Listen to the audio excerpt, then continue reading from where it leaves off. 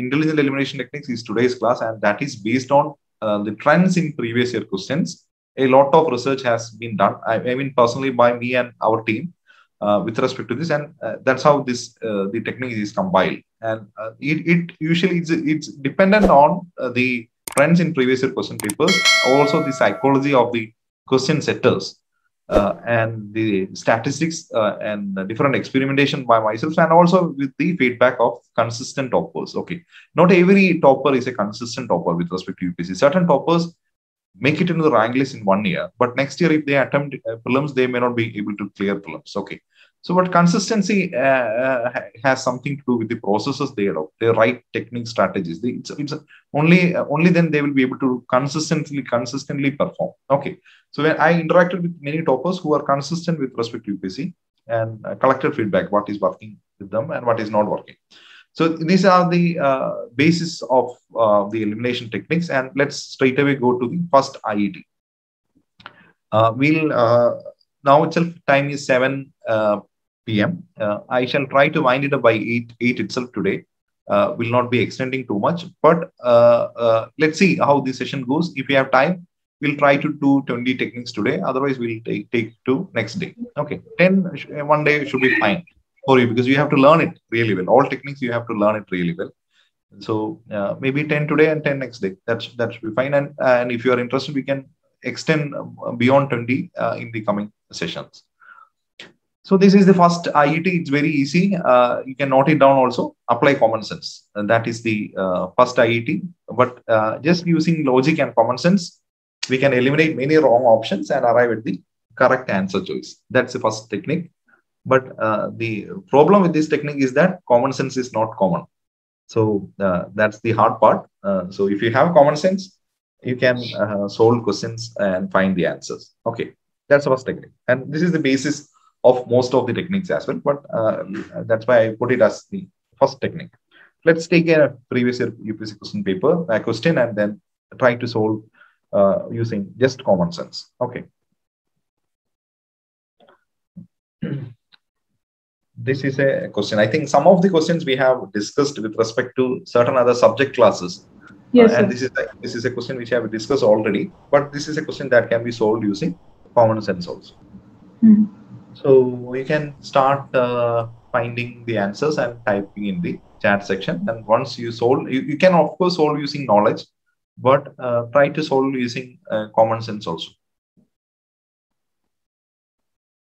You can use the chat section, and if you are able to find the answer, mention it in the chat. Which of the following reflects the most appropriate relationship between law and liberty? If there are more laws, there is less liberty. If there are no laws, there is no liberty. If there is liberty, laws have to be made by the people. If laws are changed too often, liberty is in danger. So option B. What is the common sense behind that, Radhakrishnan? So like it's basic. It's the liberties we get, or we can do anything. So there is no laws. So then how can expect liberties? So, like exactly, it's reciprocate. I use my common sense. I did that. I use my common sense. If there are no laws, what will happen? Then you cannot expect any liberties. People will be doing everything. They will be doing on their own. No one will have any control, sir. Yeah, that's correct. That's correct. Everyone will act on their own. Yeah, Jen, do you have something to add?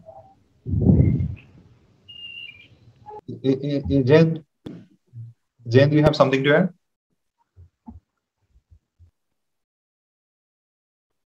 Okay. Anybody have something to say here? Okay. That's it. I think Radhakrishnan explained it really well. That's the case. Just using common sense, we can see it. But initially, we may see that we may be confused between A and B. We may think that if there are more laws, there is less liberty. We may initially think like that. If you're a beginner, you're likely to think that. But when you look at option B, if there are no laws, there is no liberty. That's the case, correct? Like even in this, I have explained when I discussed the polity concepts class, I have already explained that even with a small group, like the discussion which we are happening now, if there is no rules in the discussion room, everybody will be talking simultaneously, or anything can happen. I mean, there can be video can be turned on, creating distractions, or parallel noises can come out, and we have certain rules even for our class, and that's why you all have having that liberty, that space you are getting, correct? So that's just common sense, and that's the case. Because this is not something to answer this question. We don't have to be an expert with respect to Indian polity, or you don't have to read Indian polity by Lakshmikant. And even if you read Lakshmikant, you may not be able to answer this also. This needs just common sense, correct? So may I make a comment here? Yeah, sure, Jen, please. So we could also answer this question by asking ourselves another question: that why do we need laws, or what's like? Because when we lead through this question, it becomes amply clear that no laws and then there's no liberty. Yeah, this will be my approach also for this question. Same. Correct.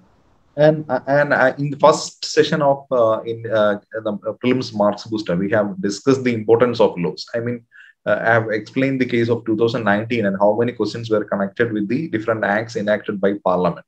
And that's the case because everything in UPSC or Indian polity is connected with laws. Laws are something, I mean, when we define the three organs of the state, executive, legislature, or judiciary, we say that legislature is the organ that makes laws, and executive is the organ that implements laws, and judiciary is the one which interprets law. So everything is connected. I mean, all the three organs are connected with laws, and laws are actually a very important topic with respect to UPSC, and that's why such a question also here. And everybody now you know the answer. I mean, we all marked the answer correct, and the answer is B.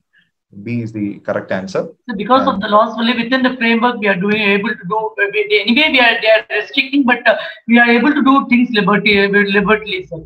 There's no inner restriction like that, sir. But there are certain restrictions according to fundamental rights and all. But anyway, sir. Correct. And I have a quote here, and this quote is from John Locke, who said, "Where there is no law, there is no freedom." Okay. With that, I think finished first IET. Now let's move to the second technique. Okay, first technique is just applying the common sense. Okay, and before discussing the 20 techniques, how many techniques you all know? I mean, you might be knowing one technique. I mean, the technique which we have applied in some of the classes, like eliminate extreme statements. That is something everybody knows, correct? Nowadays, everybody knows that. And when I was an aspirant, nobody was even knowing that. But now, because of the popularity of the YouTube channels and social media, everybody knows that at least one technique everybody knows is that eliminate extreme statements. But apart from that, how many techniques? Usually number statements and all. We discuss in class also, sir. The statement which involve numerical values. Numerical values.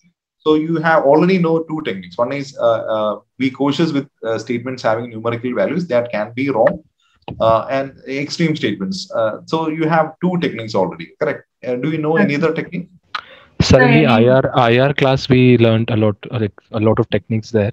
For example, when in a statement, for example, any conference takes place, and there are more than 3 organizations associated with that. For example, some conference takes place and it's written that it's organized by ADB, World Bank, and Europe or Eurozone or something. So we have to be cautious over there, perhaps. Okay, good. Any other technique? So usually ministries and committees that are all might be sometimes wrong, sir. Usually ministry under the ministry of that might be sometimes wrong, sir. We should be careful in that. Okay. Anything else? I think 3, 4 techniques you will be knowing, and the most widely used technique is the option to eliminate. I think the statements with numbers and the extreme statements. So there's another one very famous that with respect to questions in science, all the above are correct. A lot of times, like drone technology and remote sensing, although it is wrong, but yeah. Also, I would like to add, since you talked that there are similar. I mean, when I discuss in one of my classes, we have seen something connected with the speculations, and we have seen what is knowledge, understanding. Correct? Like what was the last slide? Wisdom. Yes, sir. There was a why. Wisdom. Correct. There will be conspiracy theories as well. Correct. So there will be many conspiracy theories connected with intelligent guessing also by different platforms. I mean, I just thought about that when Jen said about the science and technology and all the above. But certain things, I mean, these may be conspiracy theories also. It may not be accurately true. To find whether that's such a technique, if you see, come across any technique and by any platforms, okay, just make sure that is correct. The only way you have to find whether that technique really applies is to go through previous year question papers and see whether such a trend really exists. Okay, there can be certain trends, but see if that is a repeating trend with respect to many years. That's why I explained in the first slide itself, when we are discussing the pattern guessing, we just don't relied on just 1 year. We went through many years, and that's why I said that is not something that we can totally rely upon. Okay. Similar to this, the one which Jan just said, like science and technology, all the above, just see if that is the case with previous years, and then only if that is working there, then you can take it as a technique. Okay. Otherwise, don't take it. That is based on the trends. Okay. There is nothing like logic there, but based on the trends, we are taking that. And another thing which I would like to tell you is that the technique is actually a way of thinking.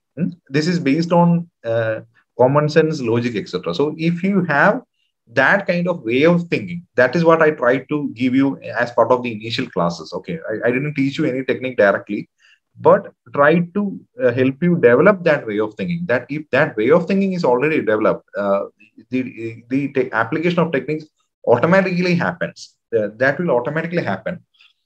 So, and you also can find or discover techniques based on the trends in previous year question papers. Okay, once you are in that mentality, you can also try to find clues from previous year question papers and formulate your own techniques. Okay, these are some techniques which I formulated, but you also can take time to find your own techniques, and that will be really useful.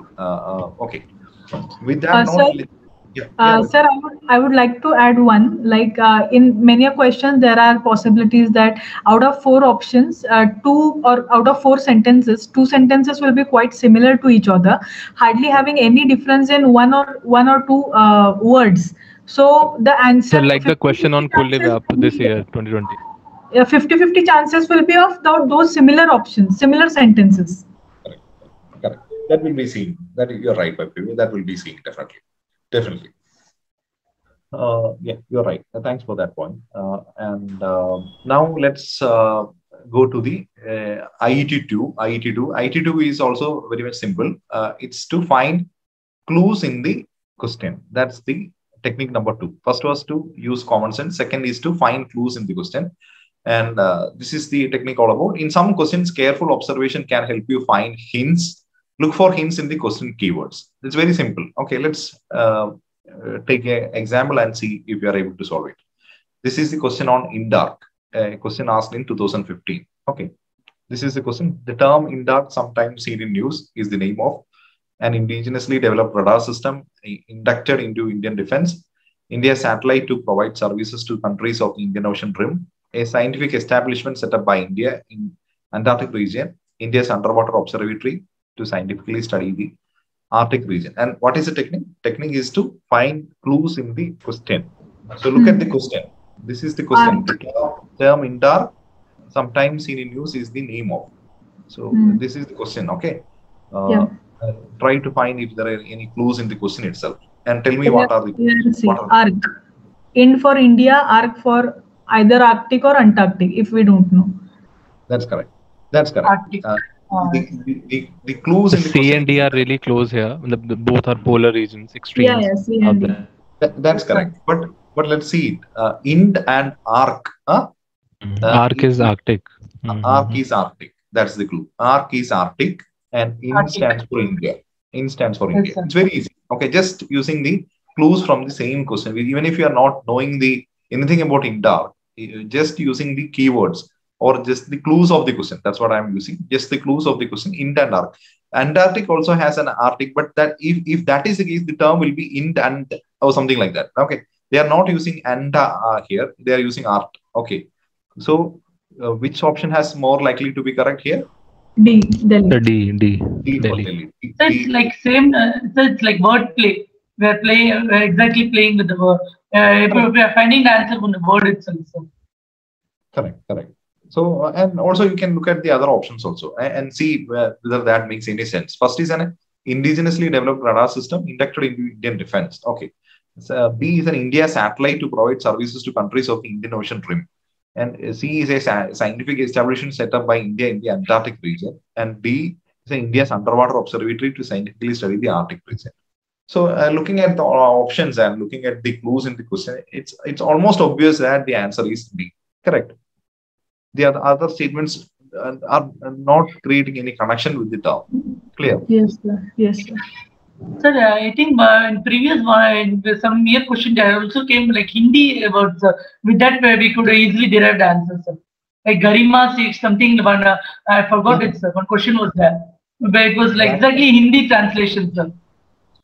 That's another. Another technique altogether. When Radhakrishnan mentioned, I'm just saying that if you are looking at the English paper in UPSC question paper, you will be knowing. If you're going for the first time, you may not be knowing. But what happens in the UPSC Prelims question paper is that on one side English version of that question will be printed, and the next side Hindi version will be printed. Okay, so on questions, if you have no clue with all the techniques applied, just look at the Hindi version also. If you are not able to find I'm using the English version, just have a look at the Hindi also. That is much more applicable with respect to means. For example, in means, if you are unable to find the meaning of a particular term in essay or something, or in even GS also, if anything is, hardly phrased, difficult to understand, to comprehend, then look at the Hindi version also. So it will give you some clues as well. Okay. So this happened in the ethics paper. So they asked to define the meaning of the word fortitude, and in Hindi it was very easy to define, like to know if somebody didn't know what fortitude was. The Hindi translation was really easy. Correct. So that is something that can be adopted. That will help. And particularly in CSAT paper also. CSAT, there is a comprehension paper. And this actually gives an advantage to those from the Hindi background. But if you look at the comprehension part in the English comprehension or anything, if that is too much difficult, then you can look at the Hindi. But don't take too much time reading. You're doing double work. You are initially going through the English and then you're going through Hindi. It's actually double work, but don't take too much time. But if you're not able to solve it otherwise and you have still time, then have a look at the Hindi and see if there are any clues there. But sir, Hindi is also comparatively very difficult. It's not that easy also. At times it's literal translation. Very, very difficult translation. English it may not be the translation. There were in previous year many complaints also as well regarding. Yes, sir. Not that accurate. Yeah. So, but still, this is another strategy that can be adopted, and then. Another thing which I would like to add is that if you're a first timer with respect to UPSC prelims or mains, particularly with respect to prelims, okay, you will be confused seeing the English version and Hindi version. On one side, you will see the English version, next slide, or Hindi version. And I'm just giving a practical tip, nothing connected with the IET. The case is that if you feel confused and try to solve, just the same thing, same kind of question will be there in the English and Hindi. What I used to do as an aspirant is that I will cancel out the Hindi version. Being from South India, I found, that is something that I rarely looked at the Hindi version except for the questions which I just mentioned. So what I usually do is that using a pencil, I usually cancel out the Hindi version on the question paper. Then my sole focus will be on the English part of the question paper. So I can remain much more focused. That's what I just want to tell you, that this is something which I adopted. And if you find an application, this applies in your case, you can apply it. The only case is that don't be confused and waste time on the actual UPSC prelims. Okay. Or your focus should be only on areas that matters. That's my point. Okay, now let me tell you, connect with the IET3. Okay, the third technique is that connect with the pre-existing knowledge base. This is something also very much relevant. Most of the questions need some knowledge, but may not be the knowledge that you gain by learning the standard reference textbooks, but knowledge that might be with you even before that. but try to connect that with pre-existing knowledge base and try to solve it. Okay, that's the third technique. You may be able to arrive at the right answers with what you already know without any in-depth study. That's the third technique. Okay, let's take an example and then try to find it. You can note it down. I mean, this is the technique, connect with pre-existing knowledge base. This is the question with respect to Swatantra Party. 2018. Okay. Consider the following statements. In the first Lok Sabha, the single largest party in the opposition was the Swatantra Party. In the first Lok Sabha, a leader of opposition was recognized for the first time in 1969. In the Lok Sabha, if a party does not have a minimum 75 members, its leader cannot be recognized as the leader of opposition. Which of the statements given above is or are correct? So, you may not be knowing the answer. Also, this is not something exact. I mean, every statement is not something that you study with respect to Indian polity. But this has some connection with the current affairs also. Correct.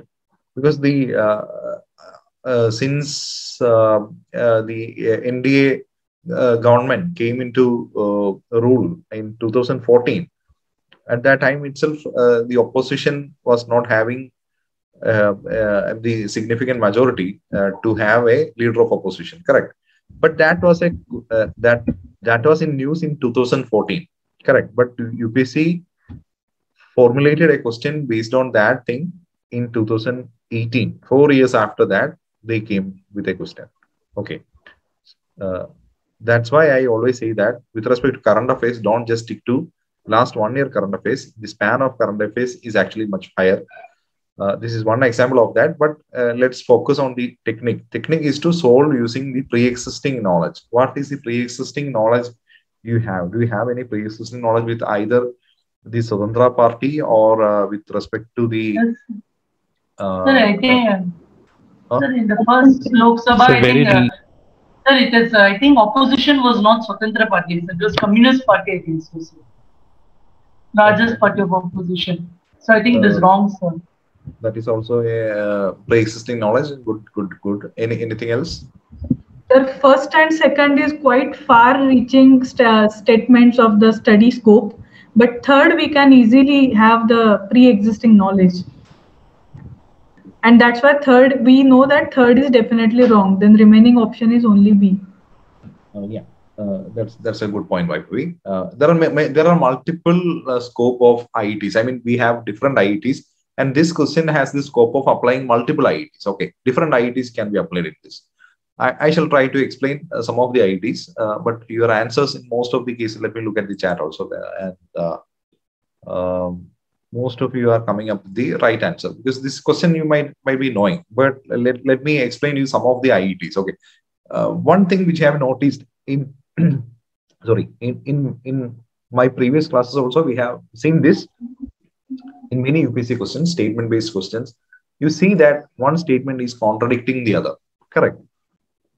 Usually, yes, sir. In many questions, we have seen that one statement may contradict the next statement. So that itself is the biggest clue. Then you should be knowing that only one of that can be usually the answer. Okay. If two statements are contradicting in any sense, may not be direct contradiction, but indirectly also, if there is any contradiction, maybe there will be only one of them that can be correct. That is something that we have seen it.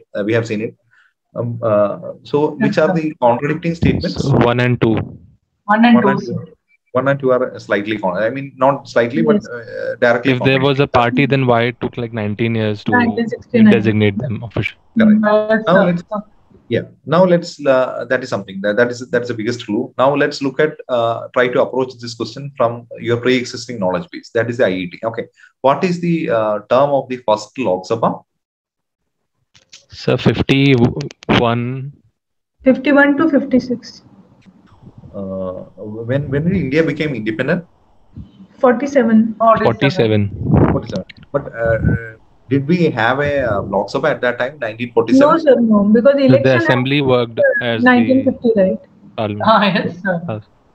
Yeah, election was not held at that time. Like 1947, there was no election. Correct. So 1947 Indian government came into existence. Jawaharlal Nehru was the first prime minister. But was there any constitution at that time also?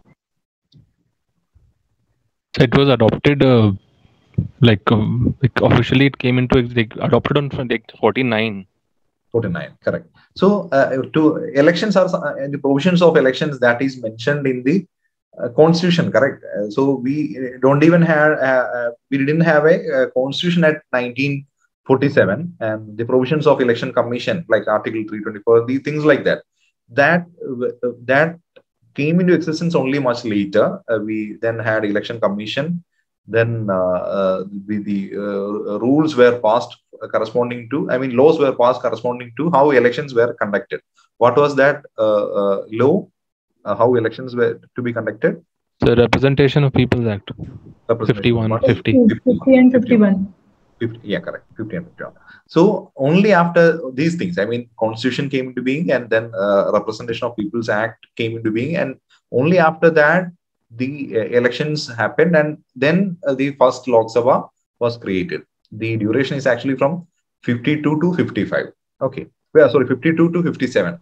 5 years. 5 years is the term of Lok Sabha, right? Like 52 to 57 is the first Lok Sabha. So this is the term, first Lok Sabha. Now, when you hear the first Lok Sabha, imagine in your mind what can be the duration, term of the first Lok Sabha when it was created. Now, with just this, if you have this much pre-existing knowledge base, you will be having some idea.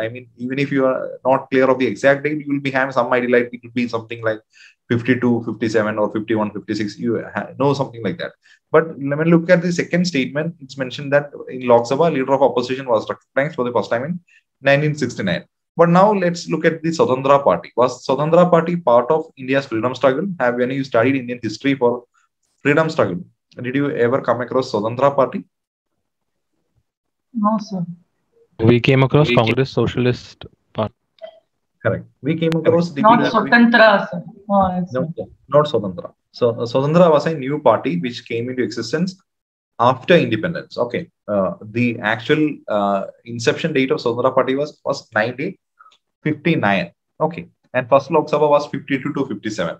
So these that itself makes the first statement wrong. But I try to eliminate first statement just using the pre-existing knowledge base of the year of the first Lok Sabha. If I am an aspirant, I will try to eliminate first option based on my vague idea regarding the inception date of Swadhantra Party and the first Lok Sabha. I know that Swadhantra Party is not connected with freedom struggle. So this was not at the time of 1942, 52 to 57. And first Lok Sabha also I have an idea, like based on my pre-existing knowledge base, this is not there. So I will eliminate first statement.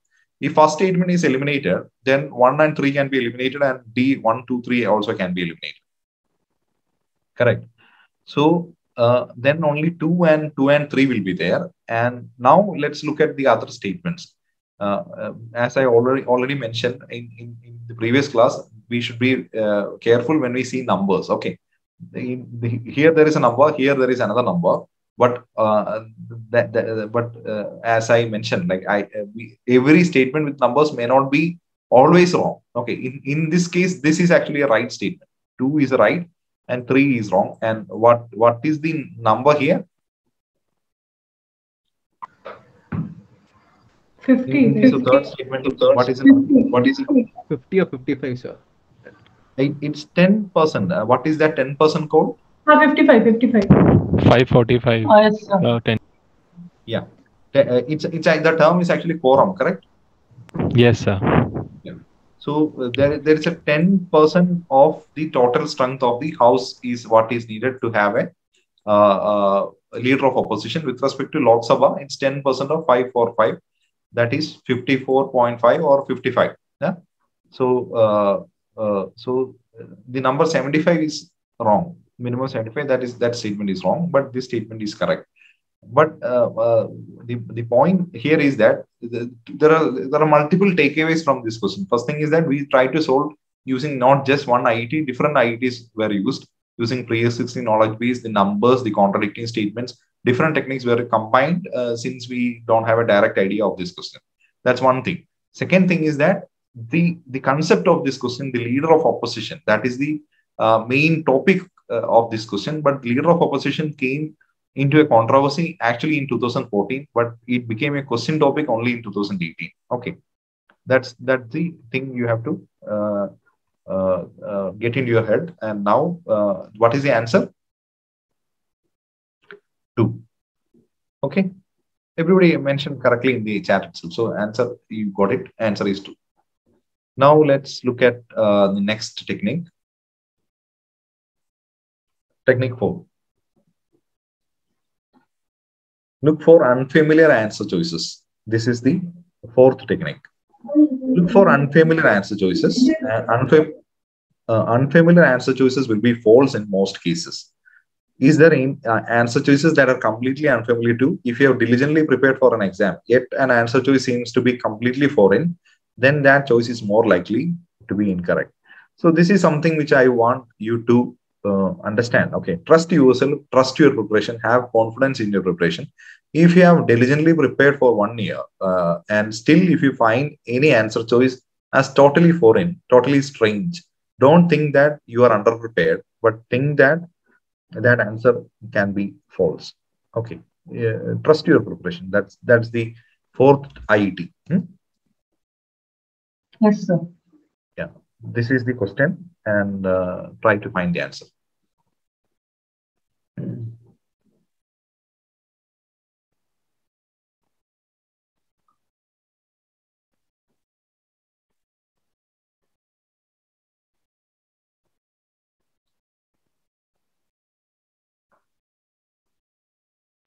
The point here is that if you see any strange options, don't think that, yes, oh, I haven't covered that particular topic, that's why such a phrase is there. So that can be an answer. Don't get into such a kind of mentality.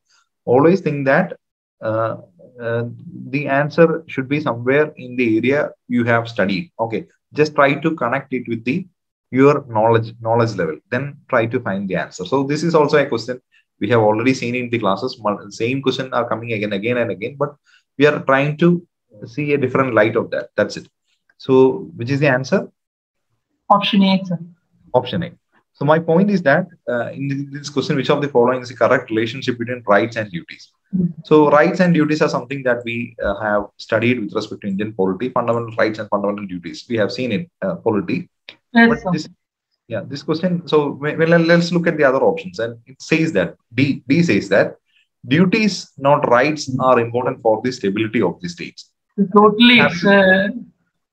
Yeah. Have you ever found such a statement in Lakshmikant? Duties are important for the stability of the state and rights are not important. Correct. We have never seen, having studied Lakshmikant for last 1 year, we have never seen such a statement. So this is most likely to be wrong. Now let's look at option C. Rights, not duties, are important for the advancement of the personality of a citizen. Rights are important for the advancement, and not duties are important for the advancement of the personality. Have you ever seen such? That is also we have never come across that. Then rights are personal and hence independent of societies and duties. Have you ever seen? No, nothing.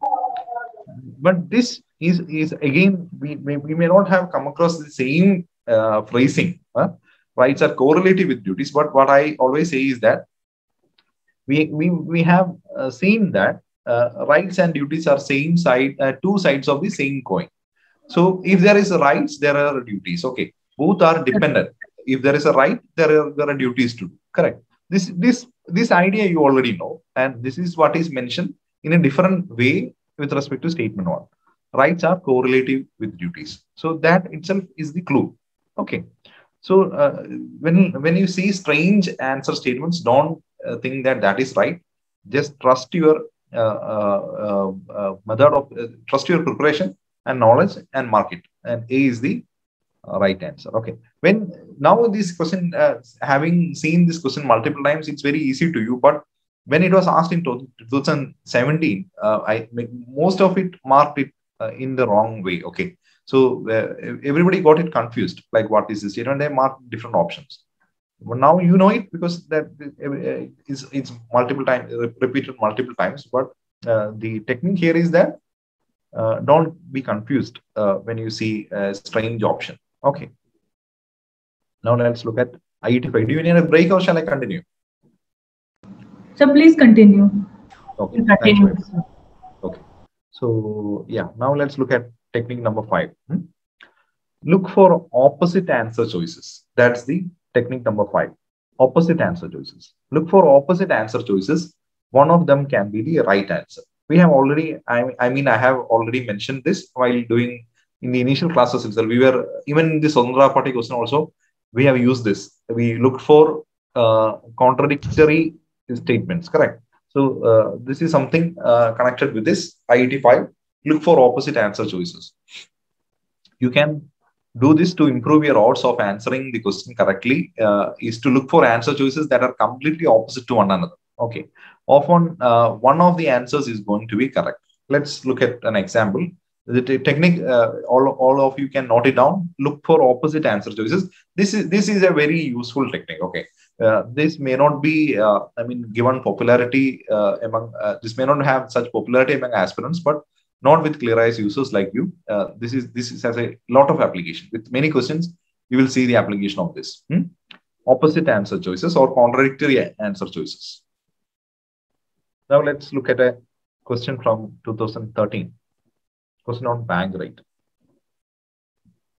An increase in bank rate generally indicates that a market rate of interest is likely to fall.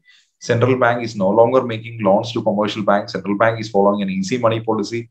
Central bank is following a tight money policy. Which are the opposite statements or which are the contradictory statements?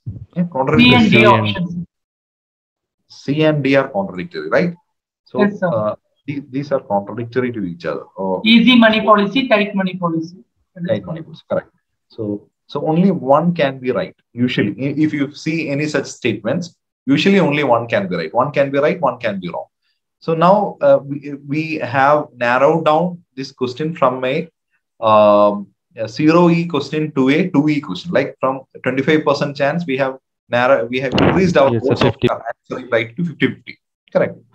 Now you have to take a chance. If you know the answer, you can try to find the answer and write it. Otherwise, still, if you're not sure, also take a chance and mark it. Any of this, either easy or tight, you mark it. You have 50% chance of getting it correct. But now let's see whether we are able to find the answer also. You have already attended class of Shamil Sir, economic class yesterday, correct? So you should be knowing. Yes, sir.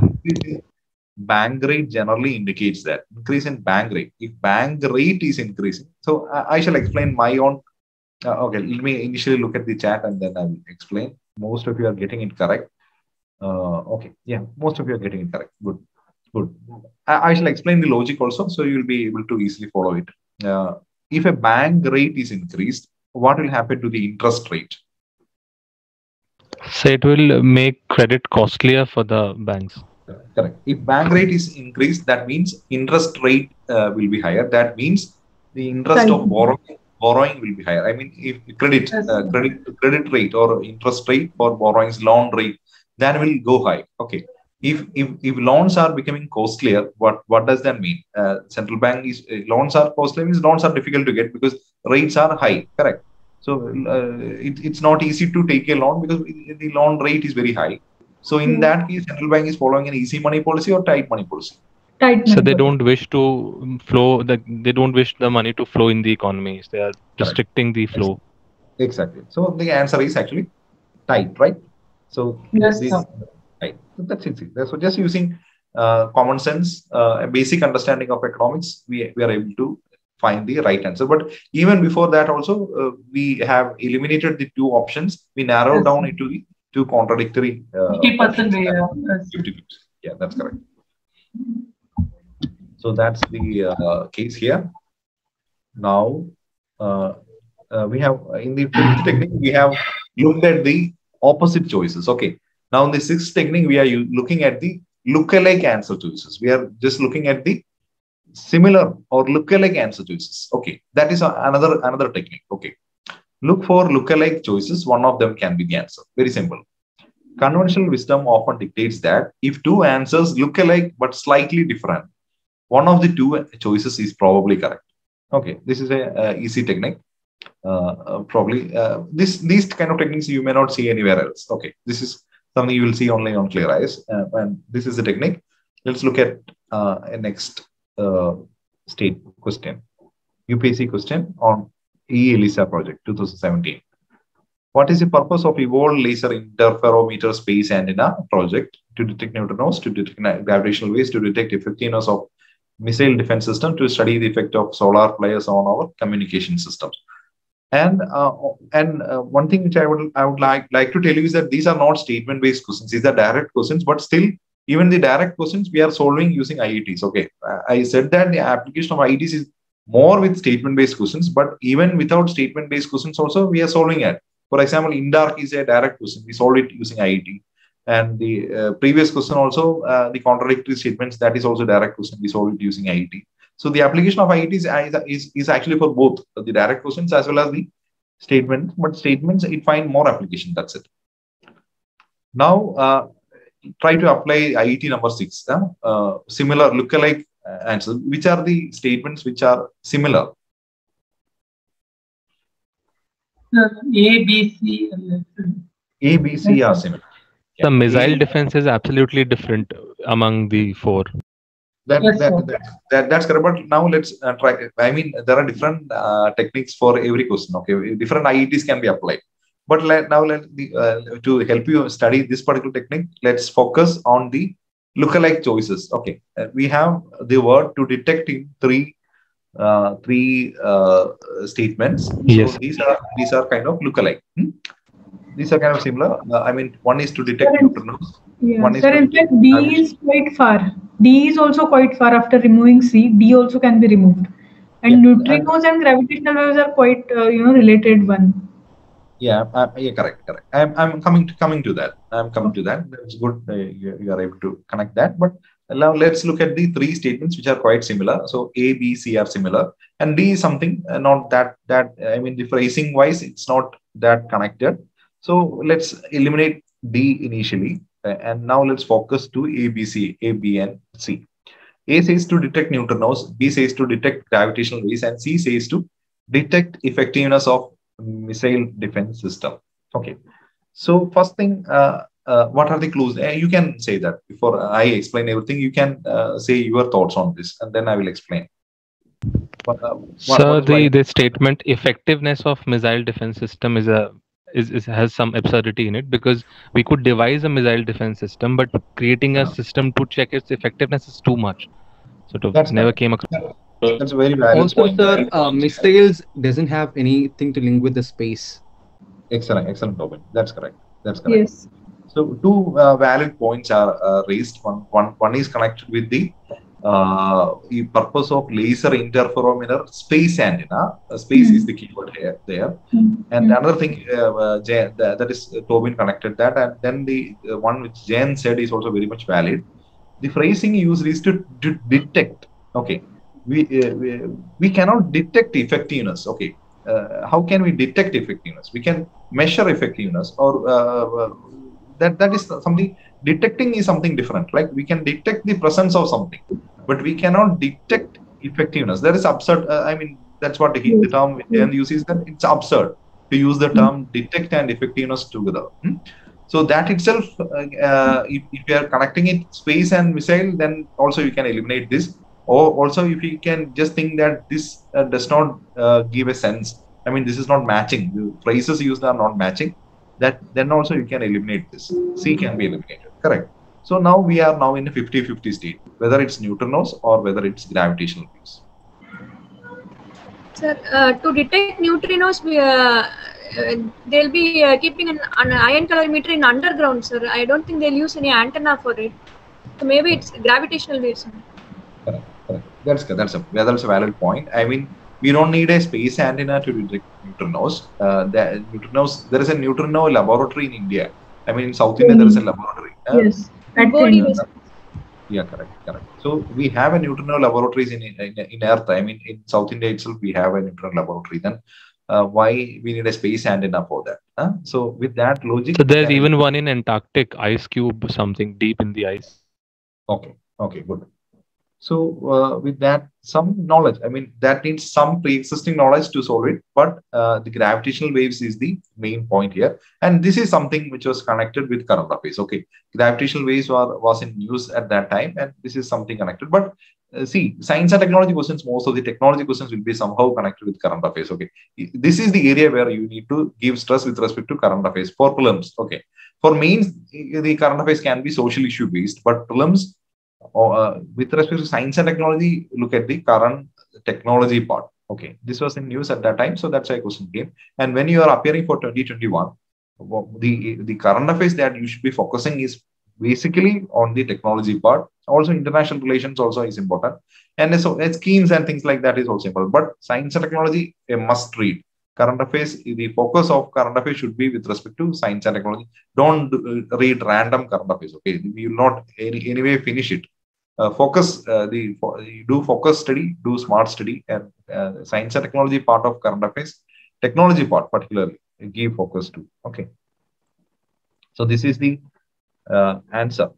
These are the three lookalike statements, and out of that we removed the wrong statements and arrived at the correct statement. So 6 techniques. Everybody clear? Correct? Everybody comfortable? Yes, sir. Yes, Okay. sir. Cool. So now let's look at the 7th technique. This is another easy technique. Look for the middle value in case of numerical options. Technique 7. If a question presents a series of numerical answers and you are unable to, it's not eliminate, it's eliminate, unable to eliminate any of the possible choices with any certainty, a good rule of thumb is to throw out the lowest and highest possible values. Even though this method does not always work, correct answer is always the mid-range value. Let's see an example. Question: if you travel by road from Kohima to Kottayam, what is the minimum number of states within India through which you can travel, including the origin and destination? By knowledge, you can maybe, if you have time, and you can try to visualize the states from Kohima to Kottayam. Where is Kohima? Nagaland, sir. Nagaland. There is Kottayam. So perhaps a student of booster program might do this after the exam. Yeah, correct. Yeah, correct. And it takes some time to visualize this. Not an easy question. I mean, you have to count the states and you have to a good sir, idea. You live in Kottayam, sir. Kottayam, because it's Kerala. Where is Kottayam? Kerala, sir. Kerala. Okay, but Kottayam is not. I mean, from the pan-India perspective, Kottayam, I'm not sure whether everybody knows it. Kochi, Trivandrum, you might be knowing, but Kottayam is not a city in that sense. Okay. But still, that is asked in maybe UPSC just try to connect K and K, and they connected it Kohima and Kottayam. So in that sense, if this is totally alien to you, what you can do, you can find the middle value among the options. What are the options? 6, 7, 8, and 9. So what is the middle value? 7. Middle value 7. Yeah. What are the options you can anyway eliminate? 6 and 9 can be eliminated.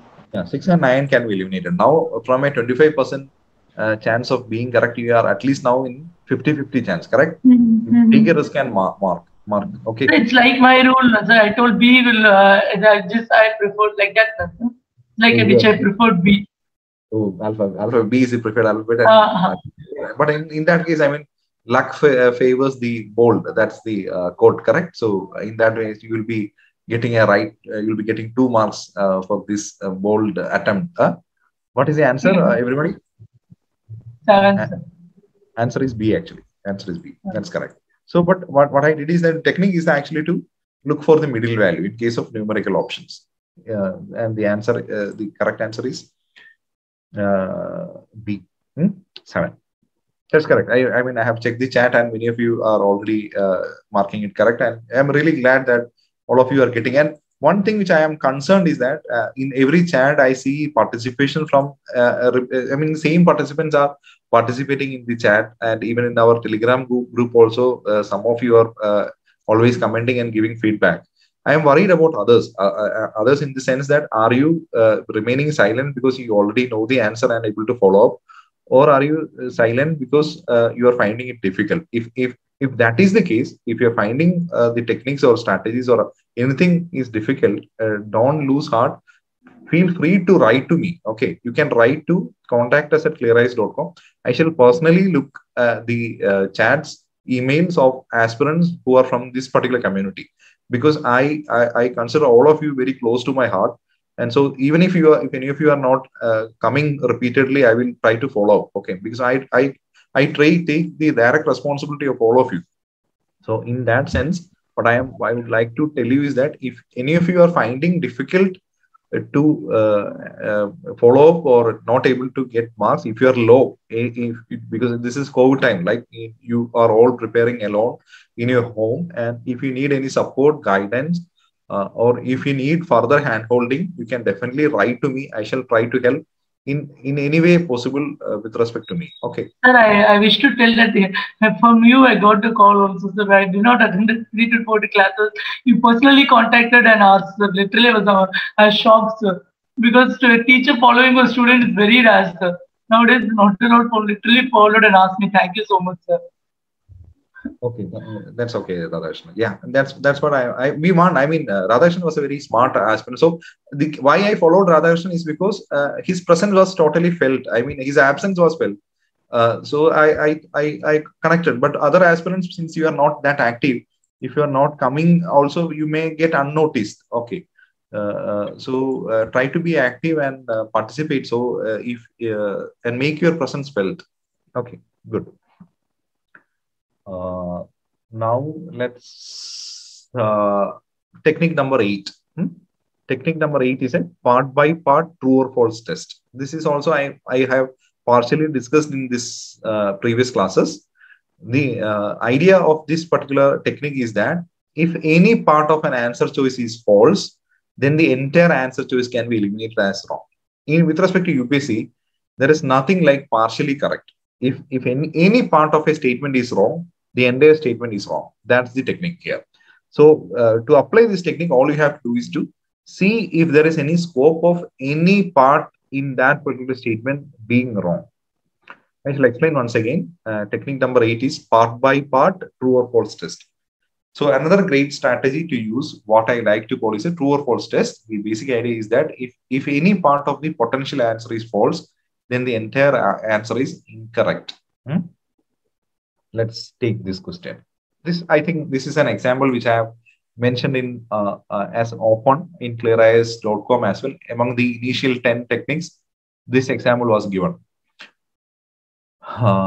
Okay, try to find the answer.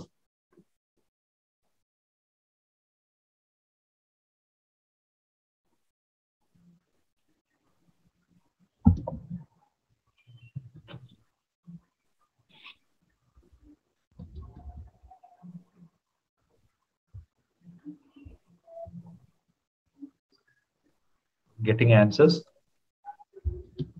Pavan Sandhya, I am seeing you active in the text chat. Do you have, I mean, you are just preferring to remain silent, or do you have some issues with the mic? Why are you not using the voice option? No, sir. I'm fine with mic option also. Okay, great. Okay. Yeah, because you are also an active participant in my previous sessions. So that's why I just thought of connecting. Sir, and, yeah. Sir, I think the first statement, it's based on, I know the answer, but I'm using elimination techniques, sir. Okay. And the first statement... By knowledge itself, you are knowing, yeah? Yes, sir.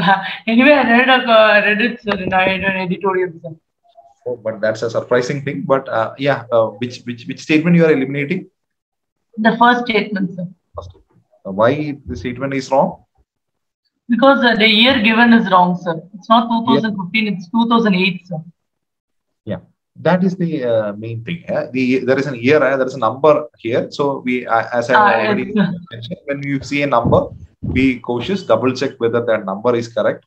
So this number is actually wrong. Okay, this number is wrong, but this is a partially correct statement. Okay, under the chairmanship of the Indian Navy is correct, but this year is wrong. Okay, so here this part is wrong, this part is correct, So even if there is nothing like partially correct with respect to UPSC, if in any statement it's a partially wrong, it's fully wrong. Okay, if partially correct, also fully wrong. Okay, so that's the point here. So this is wrong, and second statement is correct, and the answer is actually B2 only.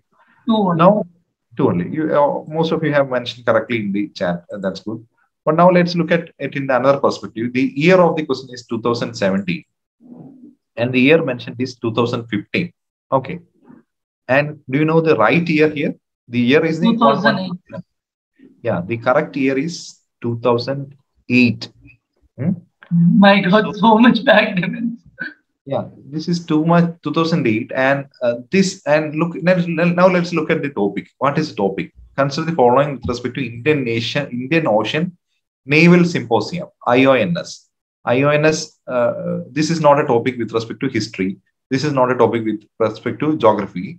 Not with respect to economy. Not with respect to polity, science and technology, environment. Nothing. Like in which area this can be clubbed? The defense exercises section, like it's in the miscellaneous, mostly last week. Internal security, sir. Internal security. What? Internal security is not a Prelims syllabus, right? With respect to Prelims, we have. That is true. The events of national and international importance, maybe. Yeah, correct. That's correct, Jan. Yeah, with respect to Prelims syllabus, we have only 7 areas, and that 7th area is actually current affairs. But UPSC mentioned it as events of national and international importance. That's the topic. Okay, so basically this can be clubbed only with current affairs, and current affairs includes events of national and international importance. So in that it will be coming. So it's a current affairs question. That's my point. This is only, if we are preparing it only from current affairs. So, but this is a question in current affairs in 2017, and but the question is asked about the inaugural IONS. And the inaugural IONS is can I make a point here? Yeah, sure, please. So I think like the statement 1 has 2 numerical values. The inaugural is also a numerical value in a way, which is correct. Like demands us more caution, I guess, apart from 2015. Correct. So IONS might be held in 2017 as well, but the statement here is that it was connected with the inaugural IONS, which was actually happened 9 years back. Okay, so when you read current affairs, try to basically always look at the. When you read current affairs, don't just stick to last 1 year. That's one main point. But you can. It's not easy to go for the last 9 years current affairs just for Prelims. Okay. That is also not a good return on his investment. That is not smart work, and that is not advisable also. So with respect to this thing is the only, practically I am saying that the only thing which will apply here is the IET. Just using the number, you can eliminate it. You cannot read like the last 9 years with respect to this. But if you are so particular that you need to follow a knowledge-oriented approach, what you can do is that when you see anything connected with the events of national and international importance, see at least look at first or second sessions of that, and try to see which year and in which country, which city that happened. Okay, with respect to anything, with respect to BRICS summit, with respect to any such international groupings, see that may be a current thing there, but look when the first session actually happened. That is something you can look at. Okay, that is something which I would like to give as an advice with respect to the current affairs. Okay, so sir, now yeah. Sir, actually, I didn't get Jayanta's point, like numerical value to inaugural session. Can you please elaborate, Jayant, little bit? I was just saying that like inaugural means like first IONS session, right? So if they take the first summit or the second summit, which sir is also highlighting. Okay, all right. So it might be like, IONS took place somewhere, but it was not the first. Maybe like that's the point. Specifically mentioned at the inaugural IONS. We need to be a little bit focused. Instead of inaugural, if the term first was used, you might be probably able to connect better. If first IONS was held in India in 2000, that first itself is a number. That's what the Jayan. Yeah, mentioned. That's right. Yeah, that's right, Jayan. Thank you. And this technique, 9th technique, now we're into the 9th technique, and this is a technique which you already know, but instead of the word, you will be already knowing, like or eliminate extreme statements. Okay, But what are the statements that can be considered extreme? Okay, that is another thing. But now let's break that thing which you consider as extreme, and let's be much more focused with this. Ninth technique is that be careful with generalized statements with always. In one of my classes, I have already told that one who generalizes generally lies. Okay, this is a statement. Okay, be always. Election speeches. Yeah, keep that in your mind. Whenever you say a statement that you feel that that's a too much generalization in that, with the use of the word always, be cautious. That statement can be a wrong statement. Okay. I am repeating it. Generalized statements with always reflect that an answer choice would apply regardless of the situation. Answers containing words like always are typically incorrect. The tip is that one who generalizes generally lies. So when this is actually applicable with respect to your mains answers also. When you write mains answers, when I, as a mentor, when I have evaluated many mains answers written by aspirants, one mistake I see is that they make these kind of generalizations with respect to mains answers, which are most likely to be untrue, false. In interview also, some aspirants come with these kind of generalizations, which should be avoided. And if UPSC itself is coming with generalizations with always, there is more likely chance that that can be false.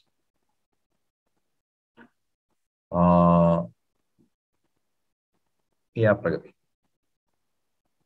So now let's look at it.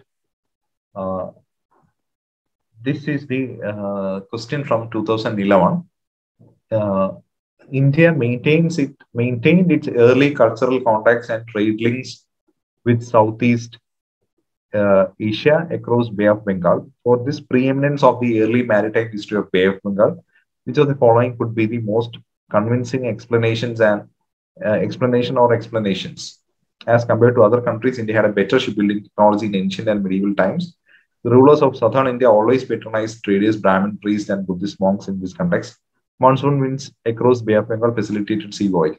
Have you discussed this question before in any of my classes? No, sir. No, this is first time. No, sir. Okay. So, right. Sir, your B is extreme, sir. So which is the, I'm not using the word extreme here. I'm using the word generalization. Okay. So it's a very wide. Yeah. Generalization using the term always. That is the focus here. Okay. Look for the statement with always. Which is the statement with always here? Statement B. Statement B is the word with always. Okay. And now let's see if there too much generalization there. Rulers of southern India always patronized traders, Brahmin priests, and Buddhist monks in this context. So that is the statement. That says that this statement, if a statement is put like that, that should stand across both which one? Cultural contacts, preeminence, maritime history. Preeminence, okay. Okay. Okay. This is actually with ancient and medieval. Okay. So early maritime history of Bay of Bengal. That is the context here. Preeminence of early maritime history of Bay of Bengal. And rulers of southern India always patronized. Every ruler of southern India, the statement is something like this. Every ruler of southern India always patronized traders, Brahmin priests, and Buddhist monks. And this itself is actually contradictory, right? Buddhist, yes, sir. Yes, certain sir. rulers might have affinity towards Brahmins, certain rulers might be having affinity towards Buddhist monks. But this says that every ruler of southern India always patronized traders, Brahmin priests. So that's a too much of generalization, which is a very rare chance for that to be correct. Correct. So B can be eliminated. If B can be eliminated, B also can be eliminated. Right, sir. Correct. So now let's look at option A and C. Now let's see this. The technique is actually avoid generalizations or generalized statements using always. That is the technique here. But now let's look at A and C here. Yes. As compared to other countries, India had a better shipbuilding technology in ancient and medieval times. Okay. Not in medieval. Till ancient, it's fine, but not in medieval. In ancient times, sir. It's although like sorry, you could carry on, sir. Yeah, that's okay. I just wanted to like in ancient India, definitely we were, but even in the medieval, we there were some patches where we were really good. Although with the arrival of Portuguese, eventually we lost the ground, but there were instances where we were a formidable force. I mean, the question is actually about the better shipbuilding, not with respect to the. Yeah, but in ancient India, do you have any instances whether we have better shipbuilding? Yes, Chola. Yes, sir, Chola, definitely. Chola were good in. Yeah, that's correct. That's a point. They might be having good ships as well to an extent. But we cannot. But that is also, I mean, regarding the quality of the ships and things like that, we are yet to get. But we cannot. I mean, that is also something like a too much generalization. But definitely not with medieval. That's correct. Yes, definitely. Medieval, if that is the case, Indians would have reached European countries, correct? Like Vasco da Gama came to India, but not any Indian came to Portuguese. True. Have you ever? Point to be noted. And we had many restrictions, like in India, like going into the seas and some things like that. These were prohibited, right? Like forbidden. Yes, sir. Forbidden. So it's actually very much like we are pounding our chest too much that we know everything, like in the ancient and medieval. This is something that's such kind of a statement, correct? It's also in that sense it has also a less chance of being correct. Are you getting my point? A has very less chance. Yes, correct? sir. This is too much of I'm boasting by Indians. Indians know that. So that is less likely to be correct. A is also wrong. At least UPSC in those years, I mean, never. This was not the official answer key as per UPSC. In 2011, the answer was actually C. C is the answer. Okay. Monsoon winds across the Bay of Bengal facilitated sea voyages. So now, how many techniques? So it's already past 8. So I think by 10 technique we shall stop today, and remaining techniques we deal another day. Another day. It may not be tomorrow. Tomorrow will be another faculty, but when I meet with you guys next time, we'll deal another techniques. But now let me look at the next technique. 10. Sir, yeah, of course. A point to be considered. UPSC is actually a generalist exam, right? Civil servants are generalists, so isn't it a little wrong to say that all generalized statements would be wrong? Because most of the time, generalized statements, it's like most of the time, I think they are like they can be right or wrong. It could be anything actually. No, we cannot. I mean, generalizations means generalization for the sake of generalization is wrong. Okay, so everything cannot be generalized. That is the case, correct? There can be always exceptions. Is that the case? Like everything, we cannot say like this statement which we have seen with respect to the rulers of southern India. Don't confuse it with the concept that UPSC prefers generalists. That is another thing.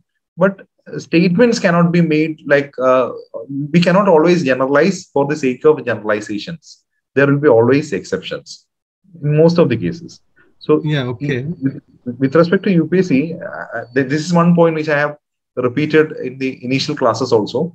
UPSC somehow have to make certain statements wrong. Okay, that's really unfortunate with respect to UPSC but that they have to make certain statements wrong. It can be creating changing a number. It can be by altering the phrase meaning or creating an opposite context. Anything like they have to do something. Okay. So ultimately they have to make certain statements wrong. And one way they are making statement wrong is by bringing the generalizations that is not applicable. Okay. So don't confuse it with the generalized. They take aspirants for the generalized service. That's one thing. This is another. But even as a IAS officer also, when you are in service also, don't generalize. Okay. We cannot do that. There are always differences among Indians. There are special cases. There are exemptions. So being an administrative service officer also, even though you are taken for a taken as a generalist, you are not supposed to generalize. Okay, the one who generalizes generally lies. Okay, that's the point. Sir, I have a. Can I quote share a quote here? Okay. Yeah. Of course. Yeah, very free. There was an article. I was reading an article on BBC. So there's a British historian, economist. Sorry. So he said that he talked about how contradictions exist in India, and how it's difficult to generalize. So he said that whatever you say about India, the opposite also exists. Correct. It is that's a unity in diversity. That's what we say, right? Like we have unity, but diversity. It's not. We are a pluralistic society, so we have many differences. But diversity is there, so it's not easy to generalize.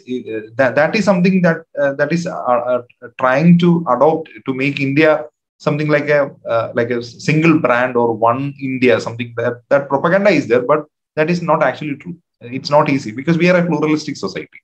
So let's understand and take it like that. India is a pluralistic society, so there are differences, but still there is unity among us. But the case is that when we see when in the perspective of UPSC prelims, mains, or interview, be careful when you see generalizations. That's it. Yeah, that's now let's another kind of generalization. We have seen a generalization with respect to always.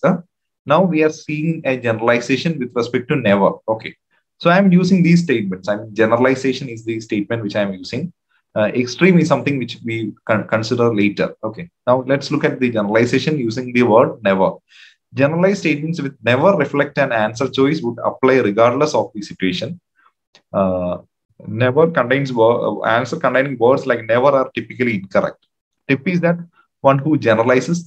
Same tip here in both statements. One is using always, the next is using never. And now let's look at a statement.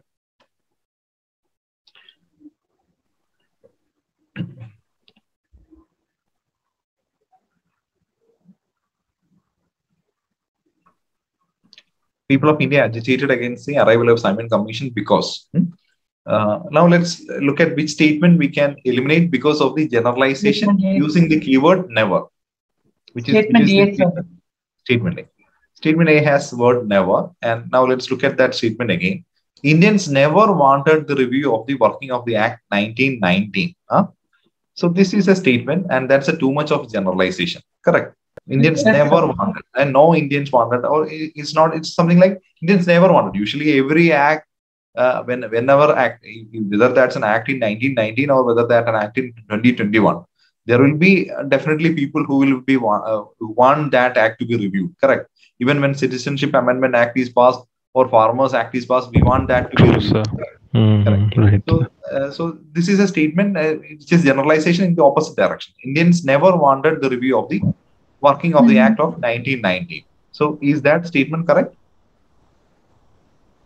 No, sir. No, we should eliminate that better. It can be eliminated. Now, from 25% chance, you are now in 33% chance. Correct. So that itself will give you better chance of. Your chance now increased. So then you can go for marking any of these. So now let's look at it. Now try to solve it using pre-existing knowledge. Option D. Simon Commission suggested the partition of the country. What is the date of Simon Commission? 1927. 1927. Partition of the country is something that was in when was India partitioned? That was in 1947. 47. But the talk of partition happened only in the 1940s. Correct. In the class of Matthew sir, he discussed about the Cripps mission. Correct. Like then when the talk of the partition, the turbulent 40s, sir. 40s, correct. Exactly. So that talk happened only from the 1940s. So 1940s, 27, there was no such talk about the partition of India. Okay, there was no thought at all in 1927. So this can also be eliminated. Correct. So now we are in 50-50 chance. So now let's look at Simon Commission recommended the abolition of diarchy in provinces. So was this a recommendation? I mean, this needs some knowledge. This is not easy. Don't mark this as wrong, seeing a no. Okay. So this is different. This is actually the right statement is actually C. So, the agitation against Simon Commission was just because there was no Indian member in the Simon Commission. This is correct statement. Okay, you might have read about the slogans at that time, like Simon go yes, back. Go Simon back. Yes. Correct. So that was all because there was no Indian member. That was the case, and but at least you are able to reach up to 50% level with certain techniques. That itself is a great. Your chance has increased. So that's the technique. I think we have come across 10 techniques. Before winding up today's class, let's try to revise. What was the first technique? First technique is to use common sense. Common sense. To have common sense. Yeah. Common sense. What was the example we gave at that time? Using common sense. Which was the common sense example? It's a law and liberty wala question. Right. Yeah, correct. Law and liberty, correct, exactly. Yeah.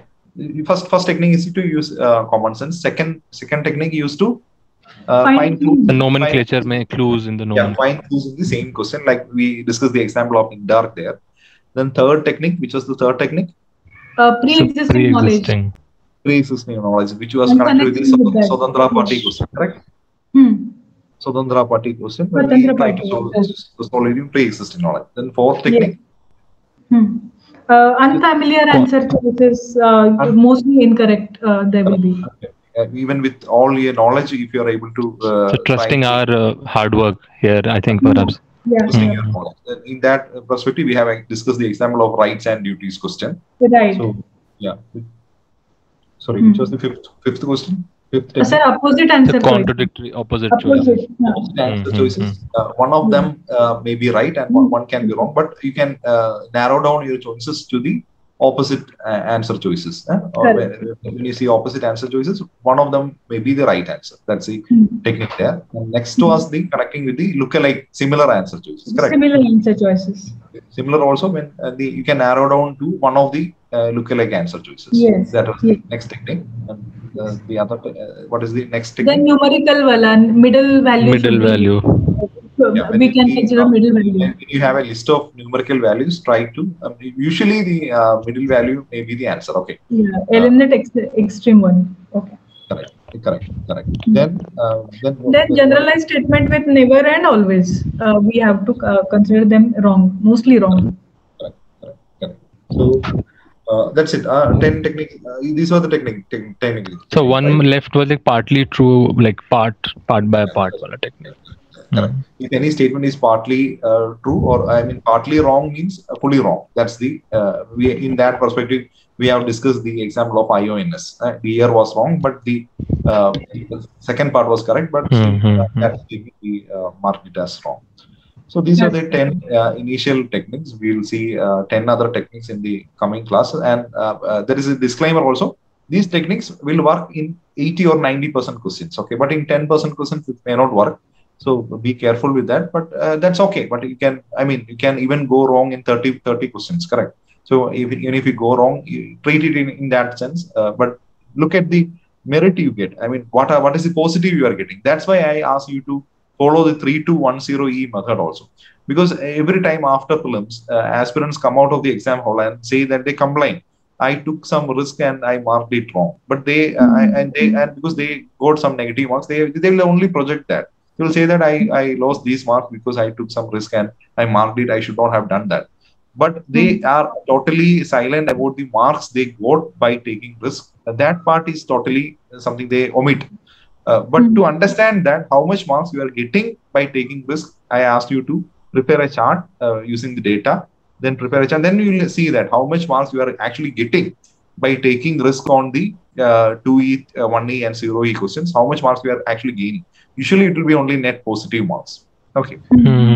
So it's more or less like an incremental growth, like incremental increase in the probability of answering the question correct.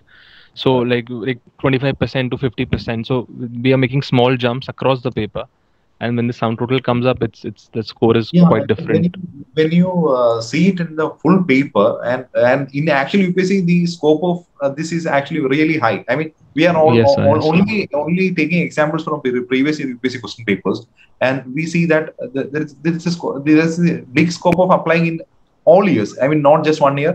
We are taking examples from 2011 to 2019 or 2020 also. And we are seeing that the scope is definitely there. Like we can apply and try to solve it.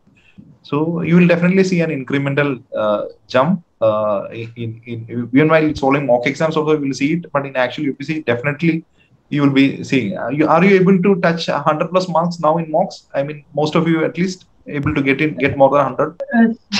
So as you told, I'm aiming to get 70 correct. So I'm somewhere hovering around at the moment near like 96 at times at 97, and that's like some questions go wrong at times, but the target is to get 70 right anyhow.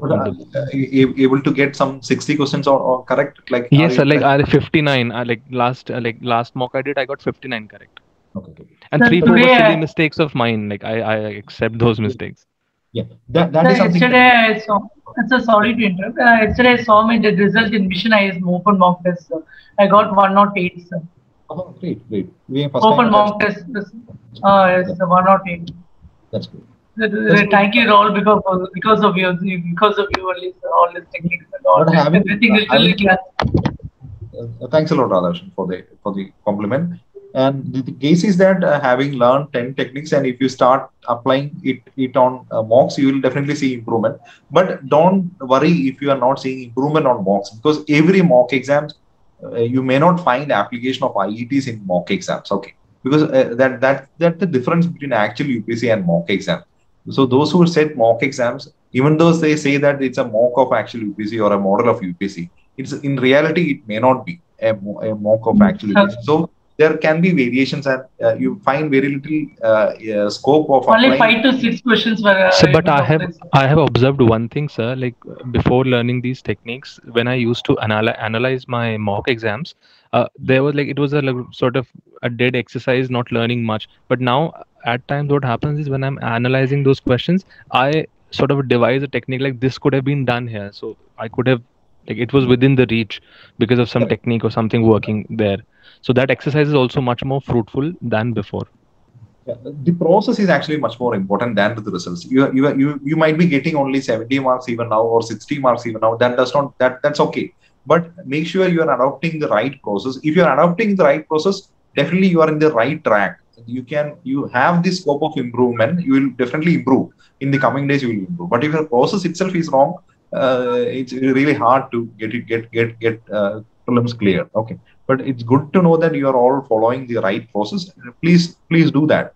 In the coming days, you can improve. And also as Jen said, analysis of the mock exams is much more important than taking it. Once you take the mock exams, don't close everything. Try to analyze, try to find how many 3E questions you have answered, how many 2E questions you have answered, how many 1E answered, how many 0E. What is the total number of questions you are able to correctly answer? Are you touching the 70 number? The number which I gave is 70. But are you in the 50s? Are you in the 40s or 60s, 70? Are you or above 70 already? Where are you standing? And what are the areas that need to be covered to increase that score? That is something that we need to give focus. And the whole area of the ClearIAS Prelims Marks Booster program is that we are not dealing with the traditional areas. Our approach itself is new, and also we are not focusing on the traditional areas with an assumption that anyway you might be covered that already, or with any platforms or any coaching institute, they only focus on the traditional areas. So that part is already there. If questions are coming from only traditional areas, you know it. But there is again a big gap. I mean, looking at the previous year cutoff, anyway, that is how I started the first class also. The cutoff is only 100. Why it's not 150 or 170 in an objective exam? Because there are gaps in the way aspirants prepare. So there are certain areas that are not given enough stress by aspirants with respect to the knowledge part itself. So we have found out such areas. One area was acts enacted by the parliament. Another area was agriculture. Another area was biodiversity. Certain areas which if we focus with the right mentality, that itself will increase the marks using the knowledge part. But along with that, if you apply the technique part, the marks will be really huge. I mean, that's what I mentioned in the chat also in the last time. I won't be surprised in the actual prelims if many in our group scoring above 150. That is also possible. I have a friend of mine who is now in service. he got 175 marks in prelims. 175 out of 200 general studies paper 1. Okay, so he might be all India topper. I have never seen any mark like 175 in prelims. Usually huge marks. Yeah, huge mark. So people in forest services usually score like 140 plus. It's normal for them. Yeah, correct. That's correct. That's correct. So that is possible. That is possible only if you follow this. Otherwise, it'll be really hard.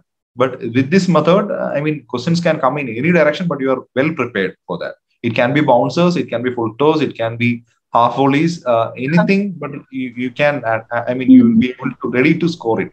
So that's and also that's when we need to be ready to bat any ball. Also, we are focusing in an exam-oriented manner. I mean, we are directly solving questions in this area. We are not teaching. I mean, we stop teaching subjects, right? I mean, we are directly what is happening in the exam, that is replicated here in the classes also. So it's very much connected. And if you follow this practice and adopt the follow the same thing, it will be helpful. I mean, you might be surprised. I mean, aspirants who join for 2020 program, they are also coming to sit. I mean, they have additionally paid for the 2021 program, even though they are not appearing for 2021 prelims and they are attending classes. So that's the commitment by many aspirants. We have aspirants who join for both programs. Okay, even though they are not appearing for 2021, but they're still coming to learn at an early stage these techniques and the prelims mark boosting techniques. So we have such aspirants. So I really value all of your commitment and the understanding and the I mean the understanding among the group and understanding among ourselves. We are a very small group, but still I'm very happy to teach you. I mean, that's a comment by all the faculties taken so far. They are all very happy. Thank you, sir. So I've also realized that the learning which I got from the peer group. For example, I'll give you a small example here. That there was the question once we were discussing about the national biofuel policy and the raw materials to be used in that. And Radhakrishnan simply said that we wouldn't be using groundnut. That oil. So at that moment I thought, it's a silly thing. How could he think of that? But later on I realized it was a silly thing, but it should have come to my mind also that it was a prized product and could not be used for biofuels that easily compared to rotten materials. So thanks to a lot of people like him who contribute and come up with simple. I mean, correct. That's a very valid point, Jay. I think that's why we encourage the voice chat option. Because we are getting that peer learning, and that is really valuable. Also, anywhere it is not like this available, sir. I'm openly telling, sir. We cannot peer learning that's an online class. Only chat based. It's only that. Sir. This is the first time I'm seeing this open way of talking and learning, sir. Really able to learn new. We that day someday said Tasso is a Ladakhi name, so it's on higher altitude compared to Harike. And it works. It that's how it works, right? Common sense is not very common, I guess, perhaps. And faculties also in our platform, they encourage participants to speak up. But in some platforms, faculties who are not that confident or that are not that expert in the subject, and they may not encourage aspirants to talk. It might distract them from the main topic. Mainly they keep chat-based features, sir. Not to make aspirants speak and not. Every teacher is comfortable with being disrupted at moments. We disrupt you a lot, but you still take it very nicely. Yeah, we again and again disturb you, sir. That is, you're making so much mess, sir, literally. But you're tolerating us, sir. But we like that. We like it that way. That's what we think that will help you in ultimate. I mean, only if you actively participate, that will help. I'm glad that you are all taking it in positive sense. Okay, see you with another class tomorrow. Sir, I'll just take one more minute, sir. Sure, please. Sir, I just wanted to ask you, might be the silly thing, but still, generally we say that extreme sentences to be avoided, right? So the 9th and 10th IET which we took now, so that is generalized statement with always and never. So can we club it into the extreme sentences? Extreme, we are, in the next techniques, correct? 10 to 20. In that, what are really extreme? So this may not be that extreme, right? The extreme by your means will be quite, the truly extreme, and these are not, right? Yeah. In extreme, there will be something, certain other words like drastically, enormously.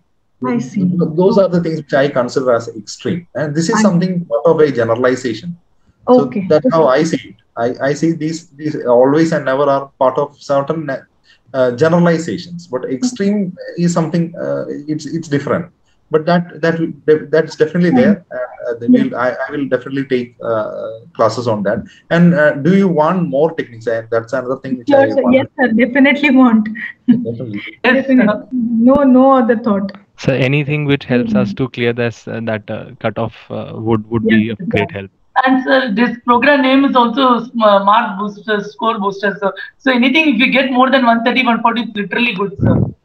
Sir Radhakrishnan has a great appetite. He is crossing a lot of benchmarks this time.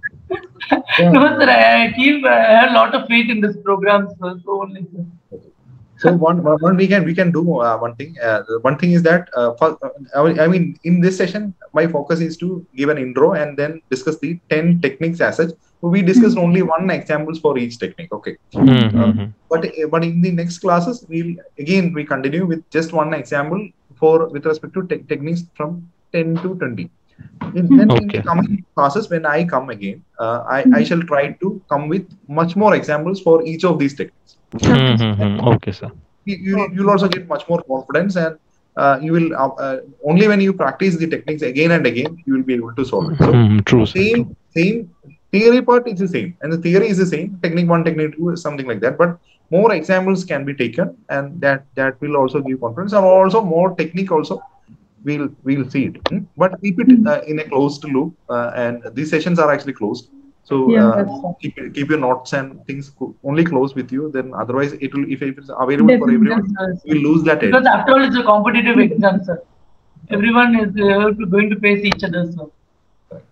Correct. So there's a gentle reminder I would like to bring to your notice. Like you told me in this class number 6 to remind you later. If you could tell some of the important acts from your book, I raised that issue that day. That is something that will be taken care. That's a good idea, sir. And a few more announcements. One thing is that initially we were structuring all the classes with respect to prelims, marks booster, and a single head of mentorship. Okay, but now later, since we have more than 10 classes, I have structured it into different heads like Indian economy, Indian polity. We have a proper organization of classes as well. If you now check the prelims marks booster page, you can see that all classes are organized under different subjects. Okay, that you can see. Later, you will be seeing more study materials in PDF format also added to the same classes. You will later see some useful PDFs also that along with the classes, you will see that. So even watching some of the videos. We will keep adding more PDFs to that page of ClearIAS Prelims Marks Booster. That's great. We'll be getting, thank you, sir. You're doing so much for us, sir. Sir, but those PDF will be in closed loop or for our open source kind of? Closed. Okay, that's great. That's great. Yeah. Only those who buy the programming, so it will be closed. Sure, sir. Good, sir. It was wonderful lecture, sir. Great, sir. Great. Today's lecture was wonderful. Any other topic, anything you want to discuss, please let me know. We'll discuss. And towards the end days, we'll be, as Jen told, we'll be discussing on some of the acts from the book that needs to be revised. That will be taking part. And ecology and environment and science and technology also we'll be dealing towards the end. Current affairs will be starting probably this week itself. And important current affairs which might come this year. Yeah, that will be starting. And anything else if you want anything to be discussed, please drop an email. Okay. Our program, as I told, our program is flexible, so your comments can also be taken care. So if you have anything that particular, we can also message in Telegram also, sir. That group also can be used to give the comments. After every class, if you can give the feedback, that will help me to understand which classes are going in the direction you are expecting and get an idea of the faculties. My personal opinion, I think almost all faculties are good and different from the kind of teaching you get in other platforms. But still, I want direct feedback from you. You can mention after every class in the Telegram group openly. If you want to message personally, you can use the support email. Sure, sir. That's fine. Thanks a lot, sir. Thank you, sir. Good night. Good night, all. Thank you, sir. Bye. Bye, sir. Bye. Good night, sir. Good night.